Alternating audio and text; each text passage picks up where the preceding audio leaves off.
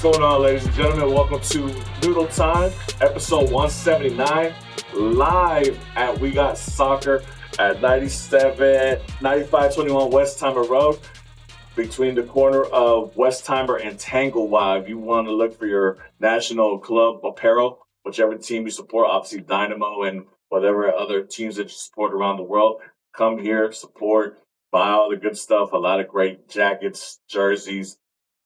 Amazing store. Can't believe I can't special guest. I can't believe it's my first time here. anyways, we just saw our guests come in. You know, this is live, so a lot of good things gonna happen, man. But you know, a lot of great stuff. Glad to have Benitez. You guys know him as the Dynamo. First time on the show, man. What's going on, my guy? I'm excited to be here. I'm excited to be joined by our special guest this evening, man. For sure. He's just walking in right now. We're gonna give him a little bit of time to walk to get everything clean. What's going on, Victor? How you doing, Mark? Hey, Victor. Good to see you, bro. So anyways, man, obviously we got a lot of stuff going on, a lot of stuff to talk about. 2 matches. Obviously, this past Saturday we had the Texas Derby in Austin. Not a good time. OSG. Sorry, you were there this past Saturday. Oh yeah. You want to tell us about the? Not really, but I mean, it just seems that every time we go to Austin, it's like a kryptonite for us up there. I'm not sure what it is. Even when because Austin's not a good team right now at the moment, but they seem to find a way. They seem to always raise their game up when it comes to these clásicos or derbies, you know, and the Dynamo seem to play down to their level or play even lower. So obviously the fact that what we saw this past Saturday was not it. Seems like it every freaking time. We just don't bring the energy, don't bring the fight, and I hate it because I stayed home to go watch this game and hang out with the Surge and EB and the supporters, and just the performance was just ridiculous and it's so disappointing how inconsistent we have been every game. Yes, that's the key word. I think is inconsistency. I mean, obviously we're coming off a 3 games win streak, 1 in U.S. Open Cup, 2 back-to-back 1-0 wins. So you're thinking, hey, you know, it's on the up and up. We're gonna go into Austin. Austin is obviously, like I mentioned, not really good at the moment. They got some players, but not really good at the moment. And then to just drop the ball like that. I mean, I'll come to you, man. Your thoughts on the game, and obviously, you know, just how do you feel? Yeah, man, I was regretting making the trip. You know, that was uninspiring. You know, it was an uninspiring performance. You know, it just they didn't look like. Like I asked Ben Olsen after the game, you know, like the attack looks stagnant. You know, it's like nobody's making runs. It's just there's no movement in the attack. You know, gave me some stuff about, you know, link ups and, you know, still trying to figure it out. Right. But what about you, Victor? What did you watch the game or what you see? I saw it from home because I didn't think it was I didn't think the trip up there was gonna be much worth going for. Yeah. Plus, you can find it. I mean, you can sometimes fall a little better at home, but it was weird for me because I mean both teams are kind of very similar, right? Austin's got kind of the same problems. They got kind of the same playing style. I would say the coach is kind of the same, but you could tell they were a little bit more under pressure. I mean, obviously they were the home team. The run of results, they really needed to get, you know, that victory. But I thought, you know, it could have gone either way. It could have even been a tie, depending on how each team lined up. I think it was just Austin's night. I don't think the Dynamo helped the situation the way they came out either. Even to y'all's point, I mean, I think it's just. I mean, we've seen already what this play style is. There's no real flexibility to have a playmaker, somebody just take over a game and win it for you. You see it sort of happen at the end of the games where guys, you know, try to just shoot on goal and try to make something happen in the last 10 minutes or something. But by that point, I mean, I like to see that earlier in the game. But I mean, my biggest question about it is, does it even matter to people? I mean, are fans really devastated? Does this really feel like a rivalry loss? Because that's, to me, the reaction. I think that's what was more shocking to me, that people were kind of like, It's whatever. See- On to the next game kind of deal. And this is one thing I want to ask because I mentioned, obviously Austin's only been in existence for a couple of years, right? And obviously, them being an in-state rival, or you have that natural connection of a rivalry there. Obviously, we know that the FC Dallas and us rivalry is a lot more up there than Austin's. But do you think they see it as a Clasico or a derby? Obviously, and they see it as like, hey, obviously depending on where we're at in the standings, whatever. But these games against our in-state rivals, Dallas, I don't think Austin. they do, honestly. I mean, I think even maybe the FC Dallas one too. I mean, I think the FC Dallas one has some history, and I mean, it's obviously Dallas versus Houston, so just kind of by default. But I don't think you feel it. I don't think you get that sense from the coaches, from the players. It seems like a lot of, I mean, they might say it. It seems like a lot of coach big or a lot of cassette answers, but do they really show it? Do they really play for the badge? I mean, I think that's kind of what we're trying to see here with this current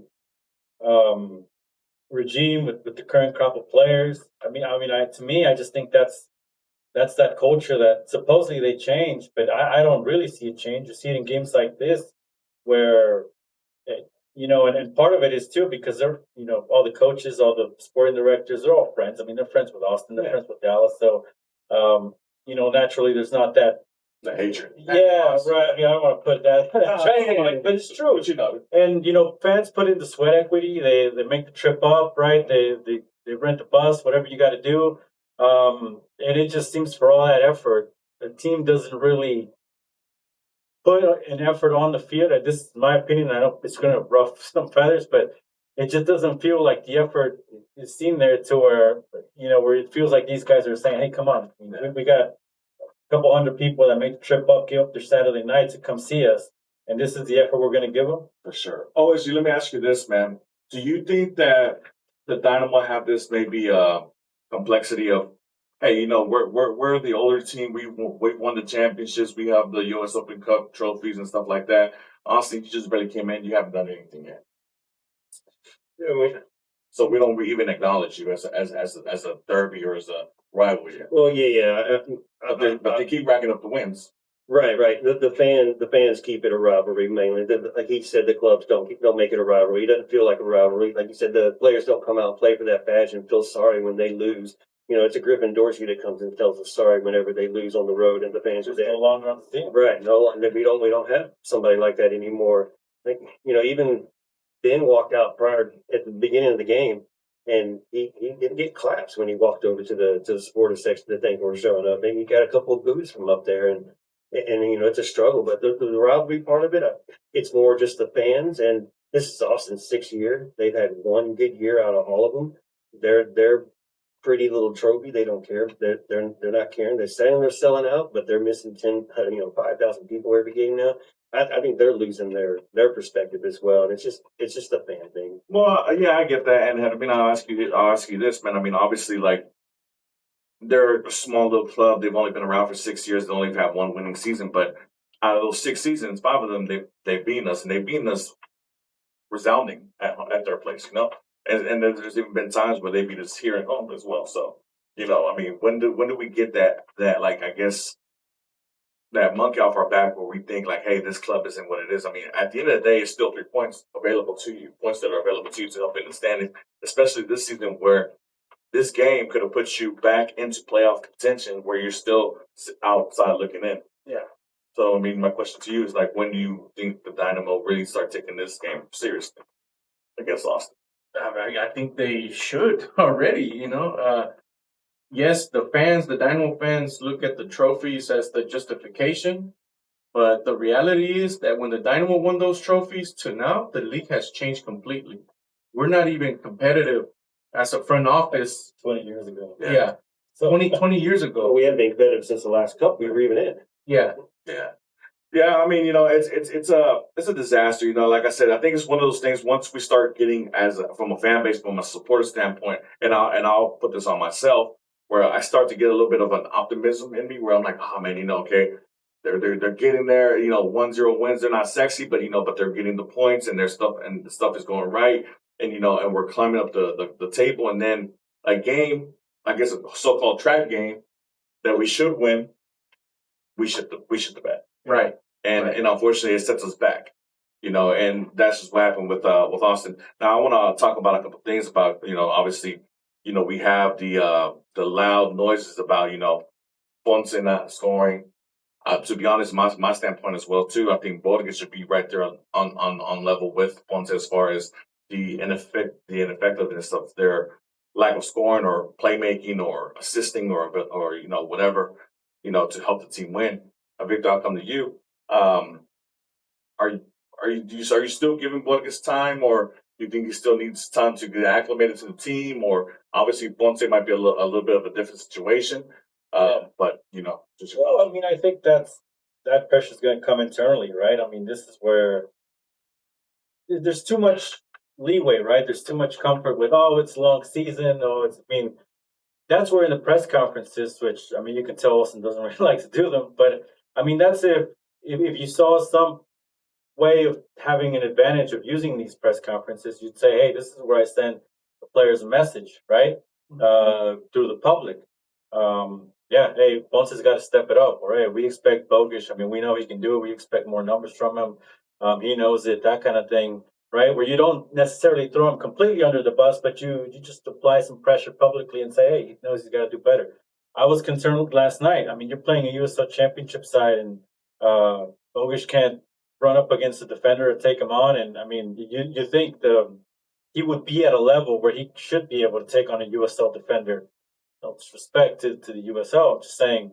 I mean, that's the level you expect him to be, and if he can't even do that, if Inali can't even find some space last night and create an individual play, and granted, I mean, I think naturally they want to go up top. Guillermo, I mean, they want to drive at defenders. Um, that's why I always go back and sort of criticize the system. Let those guys have some leeway. Let those guys have some chances. And I mean, there's not. What you just said, the way I mean, the way they approach some of these games, like Austin, it's not life or death for them, right? It's not like they're seeing it. Oh, this is the must-have 3 points. They treat it like another game. I mean, I think you can see the way they play, the intensity. Compared to Colorado or whatever other games, Orlando, I think you can compare and say, man, it's similar, right? So it's not like they treat this super different. Why not experiment? Why not? I mean, that's where you can use the advantage of, all right, it's a long season, it's a long way to the playoffs. There's no real pressure from media. There's no real pressure from fans. I mean, just let's experiment here. Let's have guys have some imagination, some creativity, and let's see what they can do. Now's the time to do it instead of waiting, in the summer or August, September. Yeah, and I think you make a great point there. Obviously, where a lot of people, there's obviously the noise of whether or not we continue with Ben Olsen as the head coach or anything like that. It goes up and down as the season goes, right? And then obviously, we have a lot of players on the bench who they brought in, and we think, hey, maybe this player can do something because you want to be motivated to get on the pitch and you want to showcase that that you have the abilities to be in a starting 11. And then obviously he comes in with the same lackluster starting lineup that hasn't done anything for the last Plays 3 it games. safe. Plays it safe. Obviously, you're playing the players that you're paying. I guess some people would look at it that way. But OSG, obviously, for you, on the standpoint of let's take for example, you mentioned it, letting players to play more freely. The Orlando City game, and now he makes that great run. I think he gets past 4 or 5 defenders. Obviously doesn't score, but the rebounds there are available for Ponce, and then obviously Hector scores the game-winning goal. But to allow a little bit more freedom, I mean, you have players like that. You brought in players like that. Do you think that he just has the leash on too tight on these players? Well, I mean, he made a great point. Yeah, we're complaining about the tactics and the strategy of the game, and what Ben's trying to tell these guys to do, and you can see the struggle. Like last night, they're playing possession. The game before last night against Louisville, they're playing a possession game. Against Austin, he didn't care about possession, and you see him on the sideline dictating like he's a youth coach still. These are professional players. You're paying these millions of dollars. Let them have some freedom. And here's the other thing. It's not just Olsen. You got Kenny Bundy out there. You got other coaches, I think, kind of each. I mean, so who are players listening to? I mean, is this like American football where you got an offensive coordinator, defensive coordinator, and I mean, so there's all these variables too, right? I mean, I wish I knew that answer because I think Ben Tech really doesn't listen to Bunny and Guerrero enough. But you have, I think it was Bundy last night, or it might have been somebody else. they got Linger over there on the side, right, with an iPad, and they're like showing him something like, well, he's getting the water break or something. I mean, is that really effective too, right? I mean, I think they're overcomplicating stuff. That's why, when you want to be optimistic about what this team could be, I mean, they got some players to work with. You'd like to see, and that's part of the reason I think of also getting people to games, getting people to buy into this team. People want to see goals, right? Yeah. People want to see an attacking team. It's no different than football. They want to see touchdowns. They want to see home runs in baseball. Same thing here. And again, I go back to there's not really any pressure. I mean, this is a cakewalk. It's an easy job for these guys. I'm sure they don't like some of the comments that they get, but this is nothing compared to anywhere else in the world. And again, I think naturally, I mean, even the criticism, a guy like me, I mean, they might think I'm just, trying to shit on the team and talk every time, but I do it from a point of I want to see this city get behind and really show with its true love for soccer. For sure. And we've seen it in international matches. We've seen it They all sell out. year after year, and even before the Dynamo were in town. If we look at the history, I mean, it's just a city that lives and breathes the sport, and you just want to see it to the full potential. And I have to imagine, again, nobody's going to say it. The coach isn't going to say it. The players aren't going to say it because they're not going to screw with their paycheck. But they want to play inside of a full house. They want to play in a full stadium. They want that place rocking. They want this to be the place they want to be. Because otherwise, that's when players start asking for get out or go get traded. And I mean, I'll ask you this, and then we'll go on to the next subject after that. You mentioned obviously, that players ain't gonna, coaches ain't gonna say it. Players aren't gonna say it because they're worried about their paycheck and stuff like that. But who's holding them accountable? I mean, obviously, at the end of the day, if you get fired or you let go, I mean, that paycheck is no longer there. Right. So I mean, it's one of those things where, like, if I was a head coach, if I'm putting on my Ben Olsen hat and I see that, man, my things just ain't working out the way I'm expecting it to work, hey, maybe I gotta throw a Hail Mary. I mean, I remember a couple of years ago, maybe it was last year, if I'm not mistaken. Felipe Andrade, unknown Brazilian kid coming in, and he makes such a great impact to the point where we let Franco Escobar go because he replaced him. Right. I mean, how do you know what you have if you don't let them, get the opportunity to? I agree. So, I mean, who's holding? Is anybody holding Ben Olsen accountable? Is what I'm trying to ask. And that's what we should be talking as media right now, in my opinion. Pat has gotten a pass from everybody, and we should be putting more pressure on Pat because that's who is holding Ben Olsen accountable. We didn't do a good enough job. In theory, we didn't do. I was shocked at the lack of pressure after last season. Ben Olsen gave the speech, felt like his job was safe. Like, that's the cakewalk that Victor's talking about. If we were a serious club, there need to be some serious debate, some serious explanations from Pat Onstad why he decided to keep Ben Olsen. It's been 3 years. I don't understand the style, the identity. Well, I don't understand the identity. They're going to go to 2023 and say they were a game away from the final. Yeah, right. And then to your point, I agree with Victor. Yes, winning the Open Cup title, they're going to throw it. This isn't an entertainment business. Love to hear it or not, this is an entertainment business. And people want to go to the stadium and have a blast. They want to see an attacking style. That's not what the team is offering, man. And what happens because of that? Players like Jack McGlynn, players like Bogusz, they look worse than they really are because in this style of play, now you're depending on individual talent to win you a game here and there. If you analyze even Ponce's goals last night, it's like a turnaround, let me shoot type thing. It wasn't like Louisville's goal that it was a through ball, a dangerous cross in the box. That's my critique, and more pressure should be on Pat. Not just because of holding Ben accountable. It's like, dude, kudos to you for finding Guilherme, Felipe Andrade. You've done great on the bargain signings. But when you focus all your energy and the analytics on the splash signing, you kind of swung and missed. Sebas Ferreira, Bogusz, Ponce. the big signings that's the criticism to Pat Onstad and Asher. And I like to compare the comparison of what Orlando City did. Oscar Pareja won a U.S. Open Cup. That stadium has been full. Orlando City, the last couple of years, has stepped up to the plate to become a rival of Inter Miami, which we know Inter Miami right now is signing everybody left and right, and they've gone toe to toe with that juggernaut in Florida. They said 3 games. Hey, I don't know what happened. But for whatever reason, it's not going. We're going to make an investment in a world class player in Griezmann, and we don't think you're it. Hey, it's cutthroat. Yeah. You're investing the money. Not here, but you're investing the money. This is not, and you got to make it happen. But anyways, guys, we can spend the whole show talking about that. Let's talk about something a little positive. Obviously the U.S. Open Cup round of 16 happened last night. The Dynamo go into extra time to win 2-1 over Louisville City FC, the USL club that currently is on top of the USL at the moment. OSG, you were at the game? yes, sir. Unfortunately, a little long. Oh yeah, a little long with the extra time. Thankfully, we didn't have to go to penalty kicks, but it shouldn't have gone to that 90 minutes or even the 120. Man, the first half was lackadaisical. Mm-hmm. Again, no identity, no idea. There's no fight, nobody. Yeah, nobody taking They should control. put that game out of reach. They're the superior team. They're at home.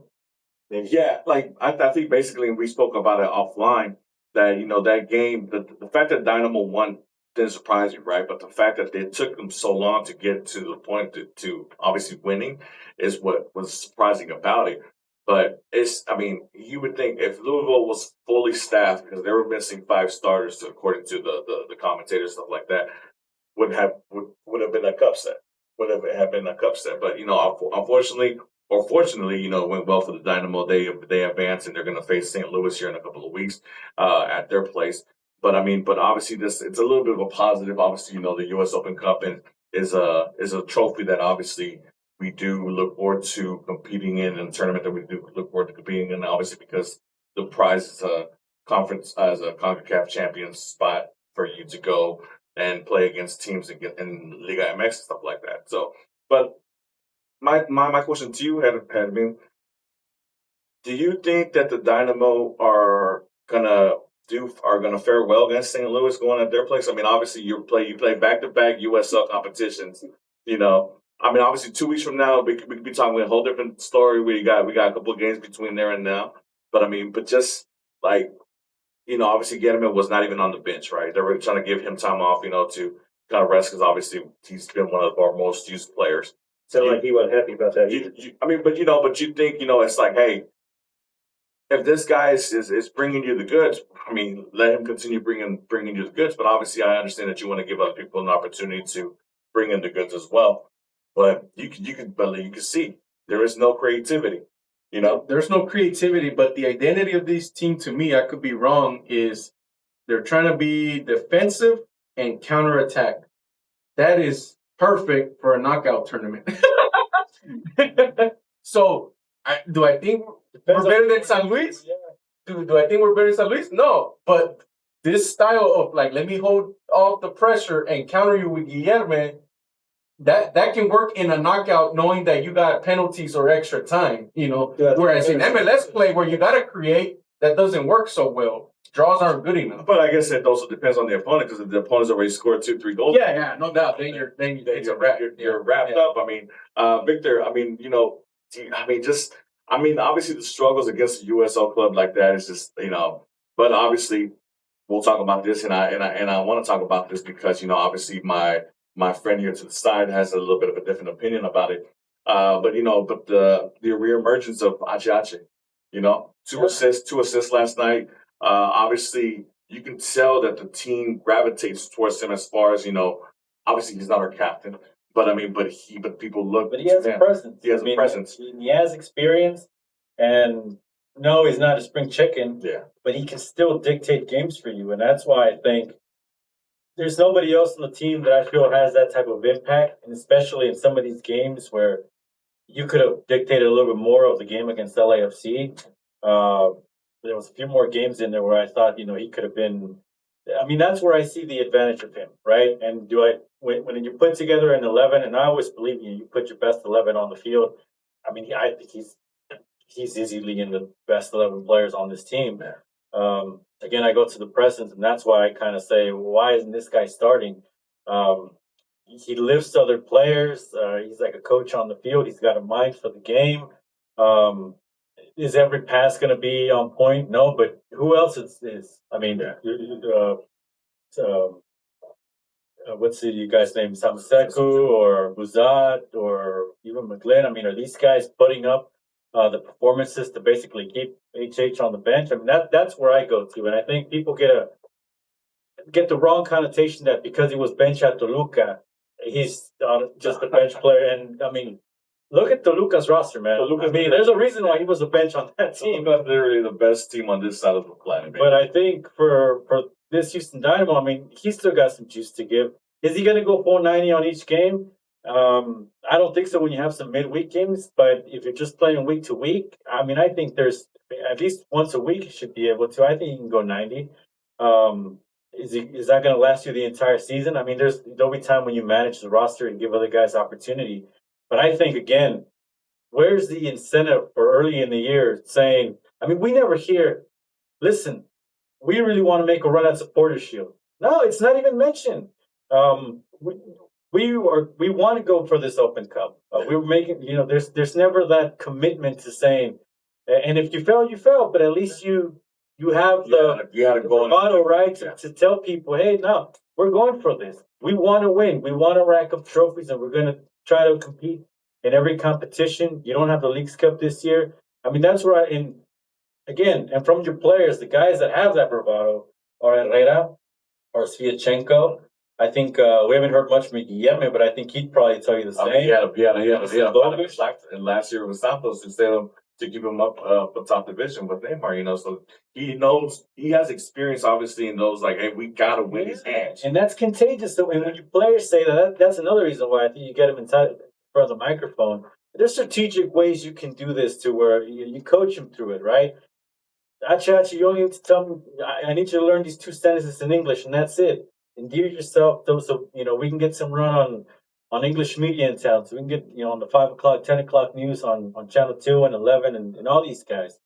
But yeah, I mean, I go back to it. I mean, that's what I go to, and the captain's armband thing. I mean, I said because you guys had a conversation about it, but I mean, if we really go in deep, in my opinion, Antonio Carlos got the armband because he's one of Olsen's favorites. I mean, every coach has their favorites. He's got confidence in him, etc. Yeah, but is that a guy that is a good defender? Is he captain material? Does the team gravitate to him? Yeah, with the team and the fans, and I mean, again, is he a personality? Again, I say with all due respect, I don't know if Artur necessarily lived up to it because he's not Herrera. He doesn't have the same effect Herrera has on players, and again, Achach is not going to be the kind of guy with an ego to go and take the armband for himself, and he's not going to do that to his boy Artur. But that's why I bring it up because somebody's got to bring it up. Antonio Carlos, going back to that, I was disappointed that after that Colorado game where they faced, obviously coming up, but that was 6-1, 6-2. Yeah, and that's when your captain shows up. That's when they sent out Sviatchenko because he was probably the only guy winning the talk. But I'm like, where's your captain? Where's Antonio Carlos showing his face? And I mean, if he's got limited English, who cares? But come out and say, hey, listen, this is disappointing. This is unacceptable. This doesn't represent our team. That's when a captain earns the armband or strengthens it. And just to piggyback off what you're saying, I think that's where we kind of lose the mindset of what a true captain is. I think in the fact of maybe it's hey, Ben Olsen favors Antonio Carlos, and I'm not speaking for Ben Olsen, just saying because he's always available, he has longevity, he's been in these positions before. He's still whatever he chose him. But I'll go to you, OSG.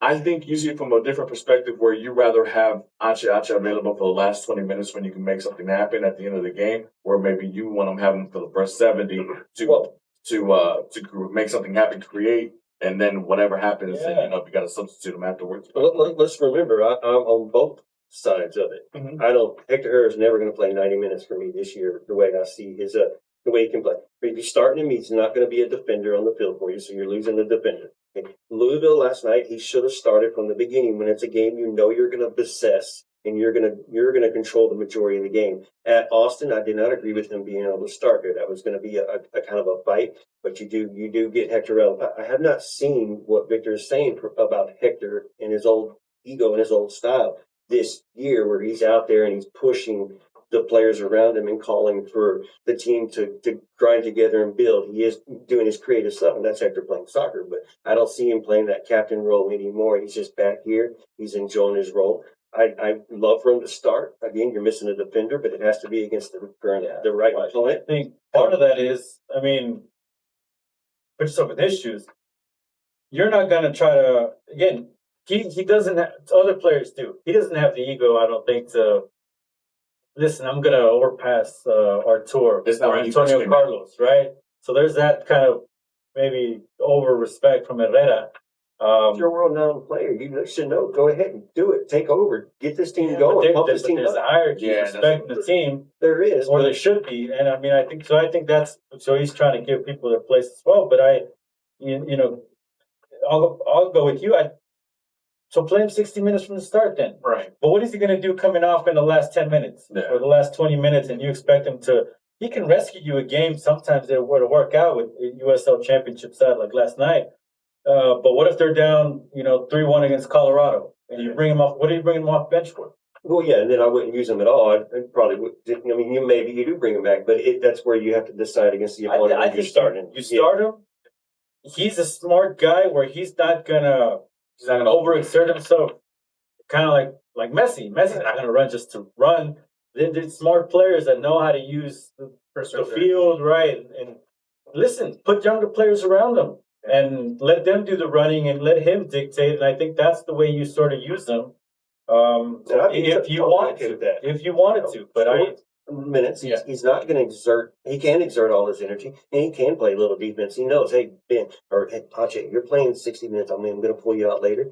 If things look right, you can play a little bit longer, and you can push the edge and try to go longer. He's the guy that can dictate the tempo of the game. Where I mean, Herrera's not going to allow it to be a bad. No, hey, let's slow this down. Right, and that's a good point. So I agree with both of what you guys are saying. OG is saying, based on the situation, maybe I can start Ache. In other cases, I can bring him off the bench. I agree with that perspective. But I also agree with Victor in the sense that, and we all agree with this, you notice the tempo increases. There is a sense of urgency trying to push the ball forward instead of possessing it back. That's what I appreciate when Ache is on the field. Yeah. Now, to Victor's point, no one else is challenging him. That should be Jack McGlynn's spot to push forward, to take command of the midfield and start creating for the Dynamo. Nobody else does that. So when Ache comes in, you notice the spark, you notice the difference in the midfield. Yeah. Here's another real quick, because I mean, this is just my opinion, doesn't make it right? But to me, because sometimes you can use the captain's armband in that way. Why not have made him McGlynn's team? And granted that he hasn't been healthy, so it might have probably not worked out. But why not put the captain's armband on him and say, hey, listen, this is your squad. And you're going to have, Hector and Artur and all these guys guiding you, but we're making you the man. And for as long as you're here, you might leave after the World Cup. We're making this your team. We're supporting you. And lift that guy to another level, right? Instead of just kind of letting him Be another one of the guys. get sucked up by this, because it's a comfort zone. It is. Last night, McGlynn, he doesn't have the confidence. He missed the penalty. Build these guys up. That's my only knock on McGlynn. Even last year, I don't feel he has enough of a personality. He's got all the talent, but he doesn't have the personality. Ache is the guy that can coach him up and basically give him that confidence and say, hey, it's okay, and do this and do that, and we got your back, and we're all in this thing. Speaking about the PK that McGlynn had yesterday, he missed. Some say, obviously the goalkeeper might have overstepped or whatever, but, obviously there's no VAR. But I want to ask you this. Obviously, you have Borga starting, and I want to jump back on this because I think this is a very important topic, because obviously he was our DP signing, and I'm our most expensive signing this offseason, right? You know he hasn't seen the ball put back in the back of the net. Why not give him the opportunity to see that ball go in the back of the net and make him the PK taker? McGlynn's, this is his first game back from injury. You know, he's still getting the built up, whatever this is and that. I haven't known McGlynn to be a absolute PK taker, so I mean, let me know if I'm wrong. But, you know, obviously Borges is somebody who I need his confidence to skyrocket as quickly as possible. Right. Or Paulson might have been another. Well, Paulson was on the bench. Yeah. But That's a good question. And I fucked up not asking. That's legit. But that's what I'm asking. Like, you know, you have your world class player coming in. He's playing against the USL side. Obviously, you're letting him play against this USL side because you want him to build confidence. You're not allowing him to take that PK. I'm not understanding why. You know. Oh, and a guy that's come back from injury too. So again, but you know, but like I said, I mean, you know, McGlynn obviously, like I said, he's our 8. Borges, you're entrusting him to. Here's a guy. I mean, for as young as he is, I mean, he's got the experience. Yeah. I mean, he's been in. I mean, he was at Cruz Azul shortly, but I mean, he scored some big goals. For sure. I feel. Give him the ball. You do it. Yeah, I mean, because otherwise, why do I have him under? Because, by the way, that's a completely different game last night. Oh, 1-0. Up 1-0 in the 8th minute. Yes. I mean, I'm not saying it's out of reach. Yeah. But then you can manage. Then you can do more. That's where they screwed up and kind of let it get away from them from the beginning. Yeah, Let him hang. Let him hang. For You sure. almost lost it. Yeah, No, for sure. Because we won, but you almost lost it. It took a miracle to tie. 1 minute and 15 seconds. Yeah. The thing is, you know, when you have these And your clubs, center back scored. yeah, when you have these Spamming crosses. strikers, Yeah, your striker. when you have these clubs that are technically, you know, below your abilities or whatever, and they hang around, they're gonna figure it out. But you know, obviously, had Borges taken the PK, had he made it, you know, obviously it would have been a whole different thing because obviously Louisville came in already with a disadvantage of, you know, missing starters, you know, coming in, you know, obviously less talented, and all this other stuff. You know, that At the was same time, Bogus has goal contributions, a goal and assist. McGlynn does not. So well, I mean, but it could be the same situation. McGlynn needed that. But I need to see McGlynn. Let's see this. This is how we're trying to. This is going back to the hierarchy. That's Billy kicker in. This is we're going back to the hierarchy.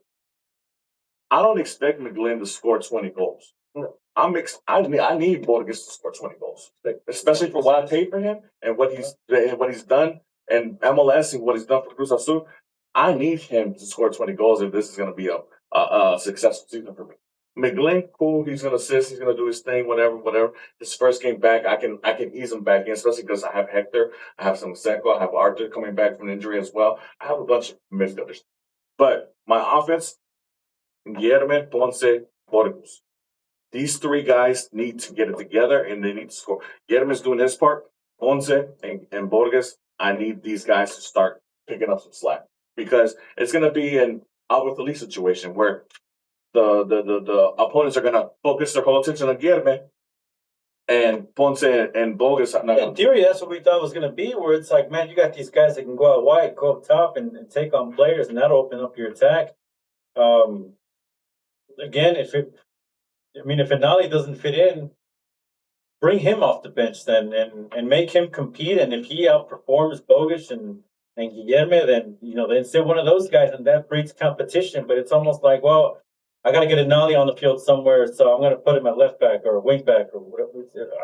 Yeah, that's where I'm just no man. These are, and again, that's another thing. I mean, that they started with the 5 at the back to start the year. I mean, if you sell Dorsey and that plan basically goes out the window, then and especially if it didn't work out the first few games where you see it struggling, it's changed the formation. Why didn't it take so long to change the formation? Is Senali one of your best 11? Played in the right position. I asked because I think Olsen is doing what you said earlier, which is putting your best players on the pitch somehow. Yeah, I think, and listen, but so maybe they're why I contradict myself a little bit. I can't because they started the season with that. But if you're playing him in his best spot, and I mean you're trying to put him up top. Yeah. And again, the thing that we never, what do you have on the bench that's coming to help out? Right. That's where I mean, and again, maybe you light a fire under Anali. Maybe you get his speed coming up against tired defenders. I mean, that's the other part for me because the other reason they play him there is because they keep going in this direction of we want to have a true left back. We don't want to have a true right back, right? Dorsey was converted.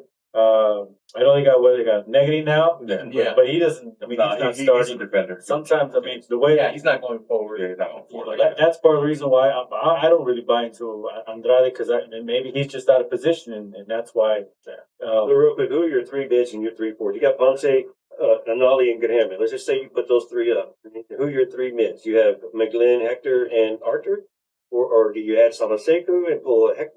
Where are your three mids right there? If you're starting your best 11. Guilherme and Well, considering if everybody's healthy, right? right. I think you start out with whoever you got at the back. I'd like Resch, because he's young, and put him next to. Ideally, if Shevchenko was healthy, that's who I have. So he can kind of. He said last night Nurture it's the best he has ever felt in his life, and I kind of chuckled to myself. Or if it's Carlos, but then again, I mean, then who do you have a right back? I mean, I guess they're playing Andrade right now. But I like or Holmes. Somebody, Yeah. See, and that's the thing. I think we're playing too many players out of position. Yes, like Jack McGlynn as left mid. But see, this is the thing. If you're gonna play the formation that you want to play, make sure you have the players that can play that actual position, right?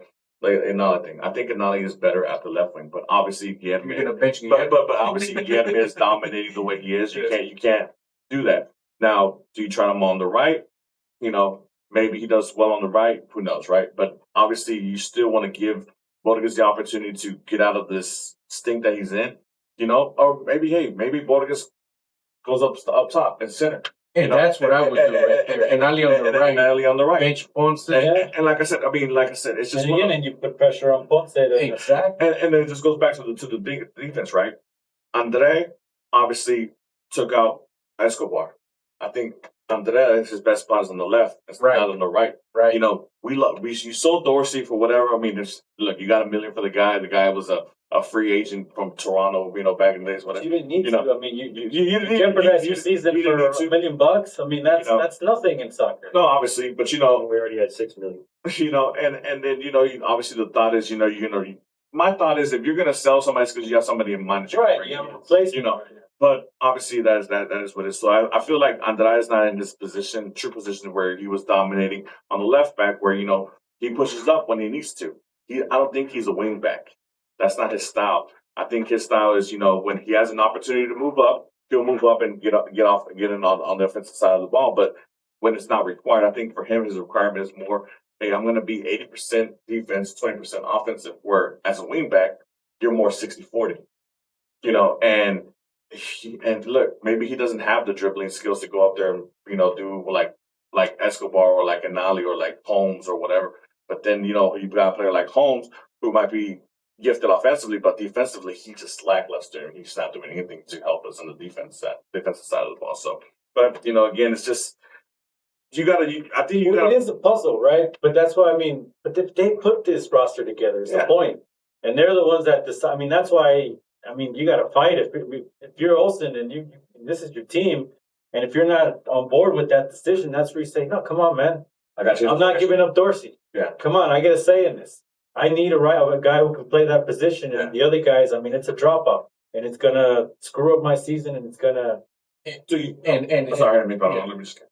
that's the difference between a head coach and a manager? Because as a manager, they're involved with the personnel as far as hey. No, I need this guy. You can't get rid of him. Whereas as head coach is, hey, wherever they give me, I'll make it happen. Yeah, well, if that's the case, then again, then now you're kind of shifting around, and that's where we're kind of trying to solve this puzzle. And then, I guess to me, it's if you are going to put Anali in that position, you at least got to give him a little bit of liberty to go up, right? And I don't know if that means Guilherme comes down on occasions. Just while Anali gets back to his position, I also think you got to have somebody opposite of Anali, and that's maybe where they got Aliyu, and that we haven't really seen that truly come to fruition. But I think that's where you need somebody on the other side to maybe do the same thing with Bogish. But again, are these guys? Are you going to ask them, guys that were or in theory are attackers? You're asking them to defend. Yeah. But also, are you going to give them that leeway to attack and to go forward and to be disruptors? to sort of change the game for you, or you're just asking them to kind of defend all the time? Which, and again, these guys, they're not going to say it publicly. But I've talked to enough players in my career. No, I mean, they're not happy doing that. Don't do it because you ask them to, and they want to be on the pitch. and they want to be on the field, Yeah. but they're not happy doing that. And so there's that side of it too. It's a different opportunity now for all of you, but I mean, I think the first time around, when you first got him, he was going forward, he was being a disruptor, he was scoring goals. And then I think they got too much into his head with all the data. They asked him to come back and defend, play their style. They basically burned him out. They, screwed him up mentally to where you saw what he ended up turning into. Yeah. Now it's a fresh start. Again, I think that's why if they have the qualities, fitting into the best qualities of each player. And going back to that, that's back to the midfield talk. I think ideally that's why you have somebody athletic next to him, so it's not an issue. Right. That's maybe where Sanseco and Herrera, right? And he can guide him through. Or if you feel a better pairing is him on our tour, and I don't know if McGlynn's in front of him. Again, if he's healthy, because that's the other thing. McGlynn had to change his spot and be a deeper midfielder, which I don't know if that necessarily suits him. No. I sure as hell don't think it helps him for his World Cup case, which is, again, anemic. I mean, how does that affect the player? You think a guy that's trying to make a World Cup roster wants to make a position change? I mean, it's you see him play with the USA men's national team, and you see how much of a impact he has. Especially when they change him out wide. Yeah, exactly. Right? And then, as opposed to when he comes to Dynamo and they're playing him deep and he's nowhere to be. He has to come basically to the last third of the field to get the ball to make anything happen. And that's not you're not gonna ask him to. He's not the first and foremost. He's not the fastest player. Secondly, I mean, he's not going to dribble past countless of defenders, so he's not that kind of player. So, I mean, you're asking him to come get the ball at the final third, move up, and try to create something where he should be creating something already at the top third. Yes. I interrupted you, man. I'll make them real quick. That the lineup, that's exactly what I would do. Kind of combine everything y'all been saying.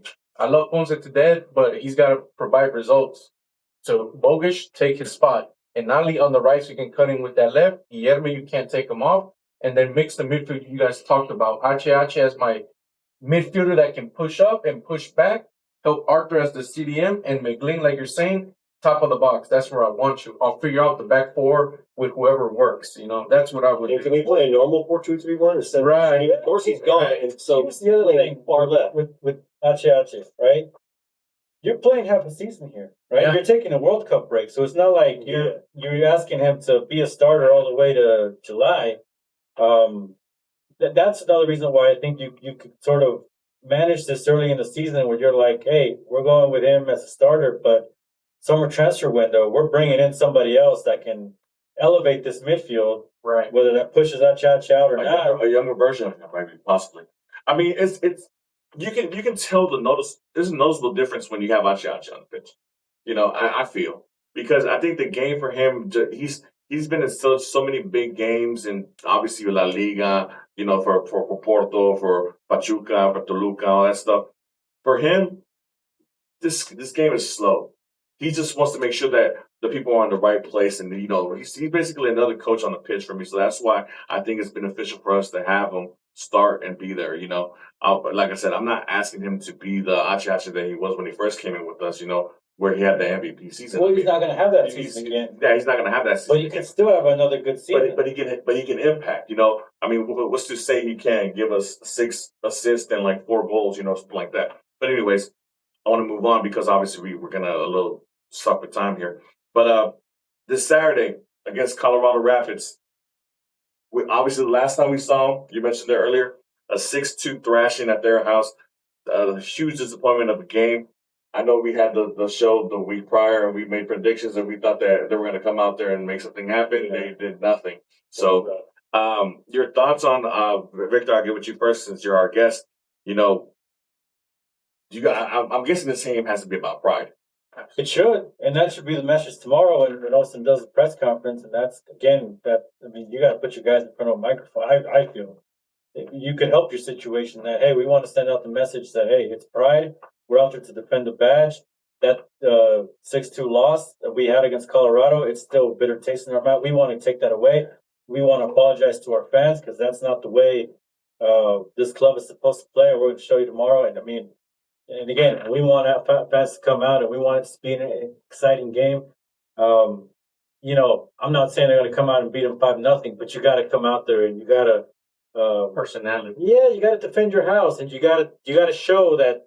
Come on, that's not acceptable. That's not the style you want to play. Yeah, obviously there was an article in the Chronicle today about the win, you know, and obviously the lackluster attendance, you know, and obviously Victor's speaking about it because, you know, this club, I mean, we've seen sold out stadiums, sold out Robertson Stadium, which was almost a 40,000 seat stadium, you know, back in the days when Shell first opened in 2012. I mean, we had what was it, like 36, 37 consecutive sellouts at home or whatever. Well, the whole first year, and then Whatever it was, you know. So opening day used to be an automatic sellout. yes, The Dallas game used to be basically an automatic sellout. so it's obviously something that can happen. Obviously, when the big name players come to play here, it sells that as well.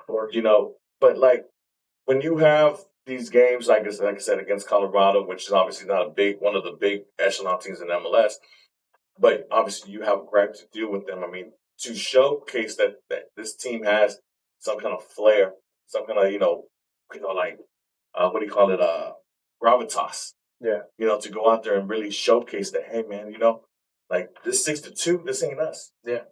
You know, what do you think that, I mean, as far as like the Dynamo players themselves can do to showcase the fan base that, hey man, you know, we're out here, we're playing for this, not for the name of the back, but for this right here. No, it's ego, but I want to touch on a point that Victor talked on earlier. It's the complacency.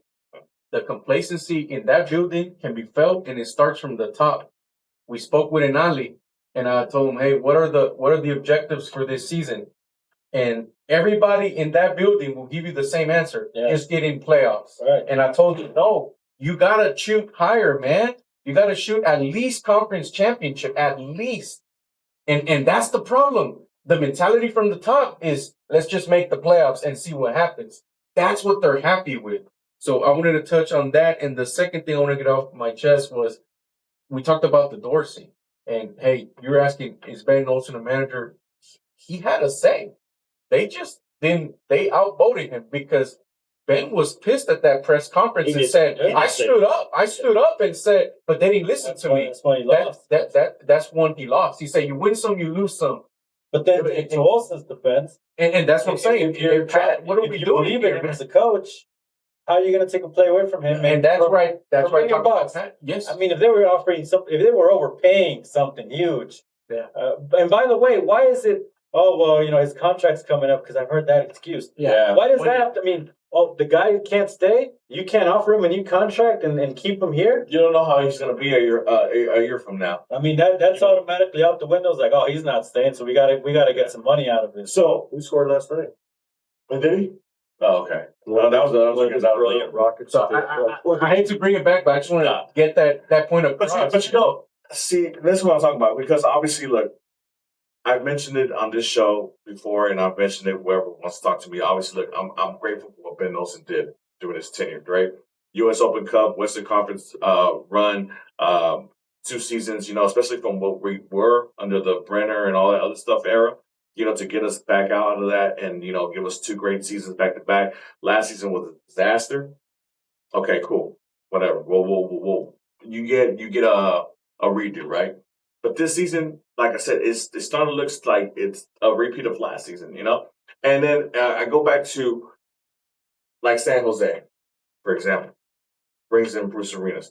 They lost Joseph Martinez, Christian Espinosa, Arango. But they went and got Timo Werner. They got Timo Werner, but Timo Werner took a little bit of time to get acclimated, right? But they got some young guys, but they're challenging for Supporter Shield. Supporter Shield.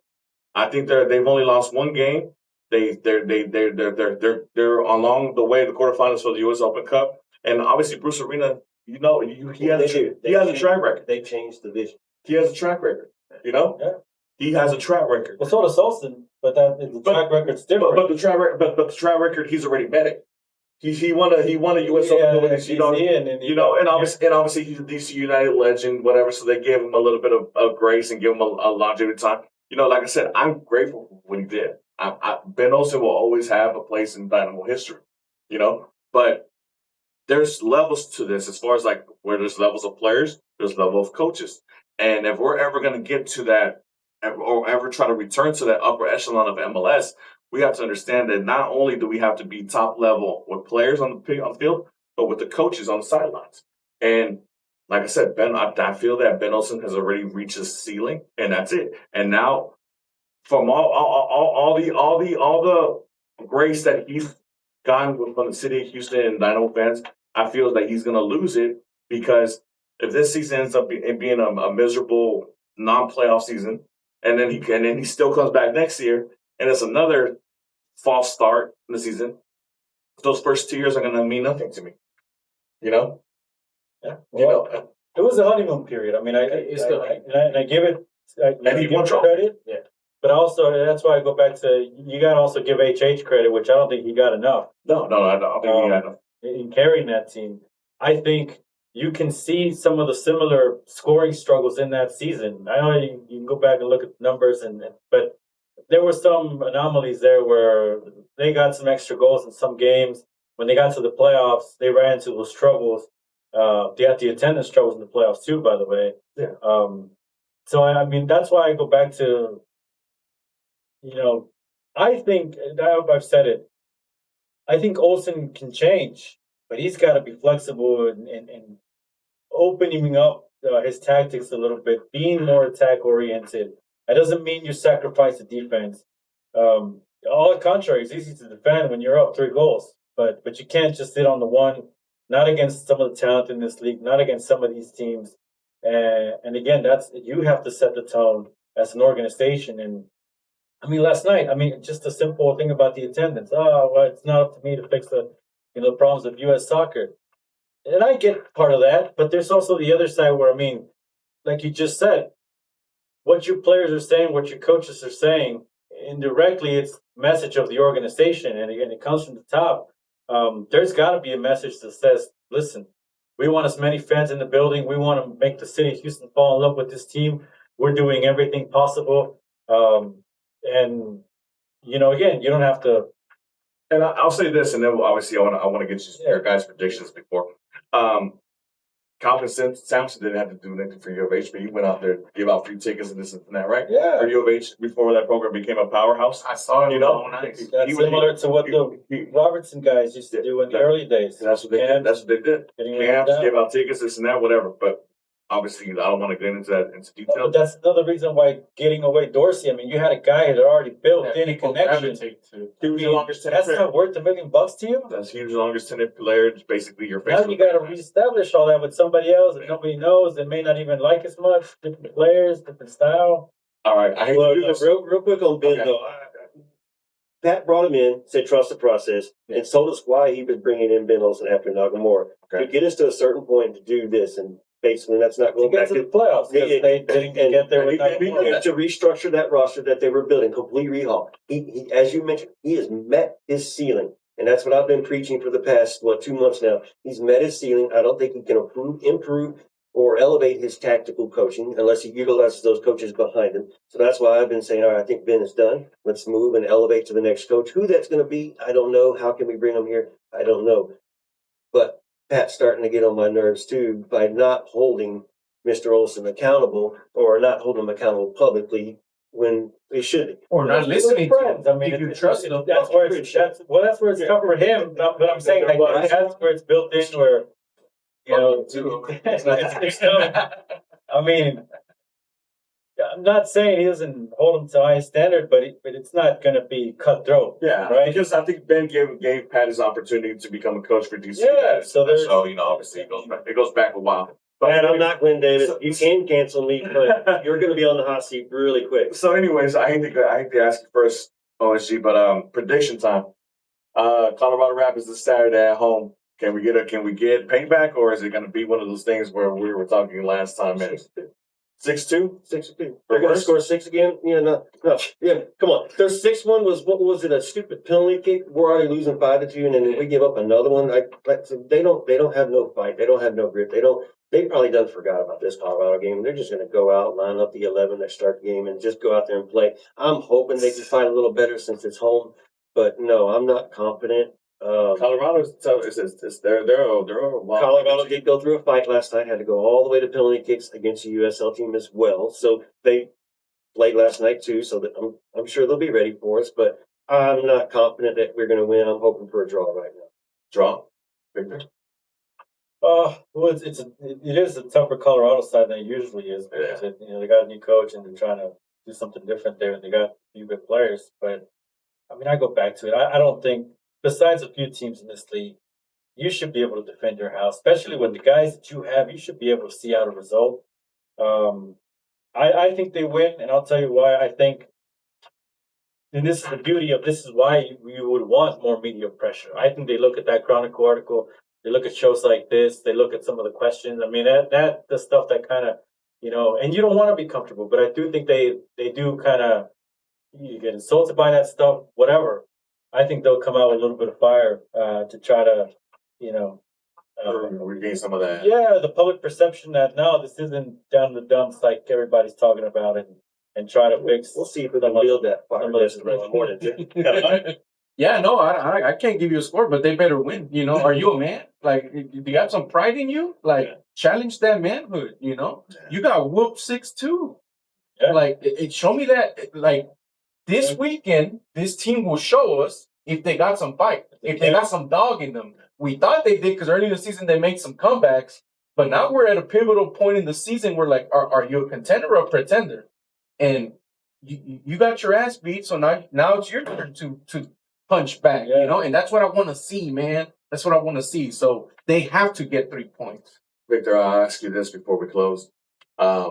Is there a score line or anything that can happen Saturday where it becomes extremely hot? I don't think so because I don't think his seat's hot. I think he has the support of the owner and obviously the general manager and the technical or president of soccer, I should say, with Pat Alstad and Asher Mendelson, technical director, which is another guy that gets completely no heat, no everything goes to Pat. Yeah. If Ponce wasn't Ponce credited to being an Asher signing, if I'm not mistaken, if my memory serves me correct. So it's kind of like Matt Jordan with the data and the analytics, and I think sometimes we gotta also The eye test. yeah, think about what's on the field, and it's not overcomplicated, right? Yeah.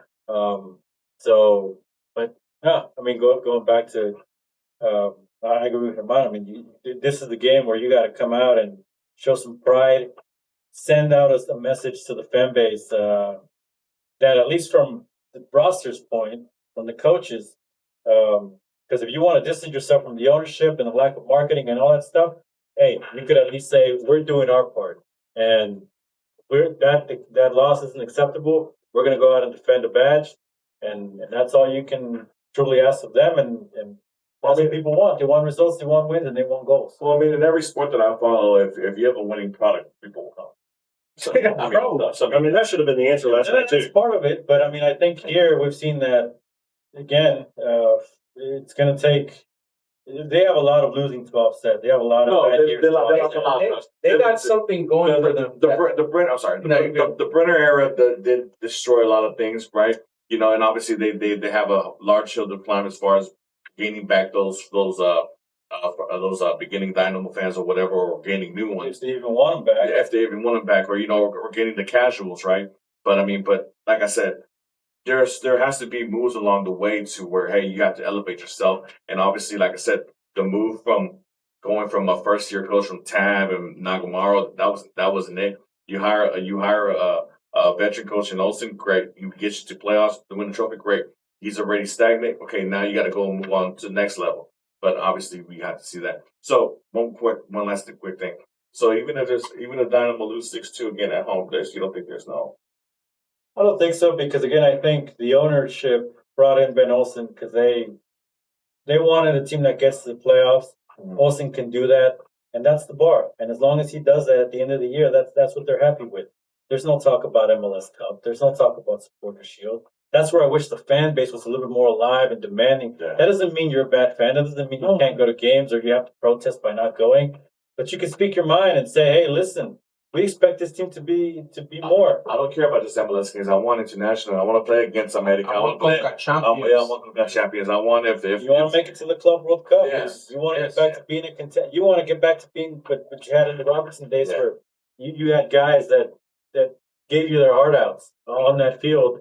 So we'll see. I get it. The hot seat would be if we continue to play bad when we hit that World Cup break. The hot seat would be if it comes from like the Surge when they did the Jordan out banner. Yeah. If they did a Nelson out banner, that's where we get a hot seat. Well, we'll see. It ain't what going to happens. come from internally. And as long as they're still alive in the Open Cup, he's safe, dude. Well, I mean, That's the other thing that's keeping that seat icy, you know?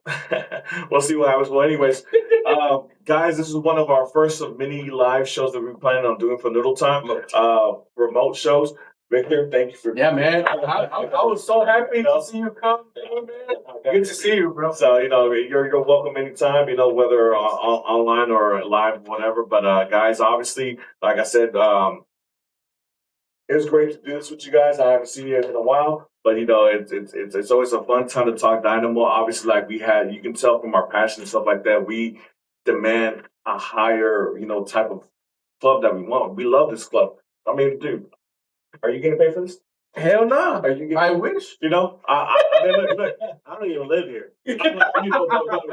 but we love this club. We do this thing because we love this club and we want to see this club back to its glory days, and even though, like you said, Victor mentions that there's not a lot of pressure in the Houston media to push this club to, to do bigger and better things, but hopefully, Man, plus we're in a World Cup year, man. That's what I'm saying. The Astros suck this year. And you have World Cup in your city. exactly. Like, you got a good chance this man. year, man. But with that being said, OSU, let the people know where they can find us, man. Yeah, we do, because WeGotSoccer is closing and they want to go. Yeah, they want to go. They're ready. I can see it being antsy out there, but thank y'all for listening. Foxtrot TV on YouTube and any platform where you listen to your podcast. You can hear us. Just Noodle Time is the search engine. At Dynamic Foxtrot on all socials across the board. IG, X, even Blue, whatever sky that is. Yeah, all over the place. At Dynamic Foxtrot. We're Foxtrot Media. You can find us anywhere and everywhere. But Foxtrot TV is the best place where you get to see my ugly mug and these guys. So, Victor, let them know where they can find you. I know they can find you. Yeah, I have a little bit on a break here, but I think you can find stuff on Soccer Tejas. You can find stuff on Deportes Nation. I also joined the guys Club Deportes if you want to hear some Spanish as well. Yeah, there you go. Appreciate you, man. Like I said, guys, look. Obviously, right now we have a little bit of a bad taste in our mouth from what happened in Austin, but obviously a little bit of a good taste from what happened with the U.S. Open Cup. But regardless if we're up or down, we're always going to hold down for H-Town. So let's go Dynamo, let's go Dash, let's go Dynados, and stay Noodle, like Andres says. Stay Noodle.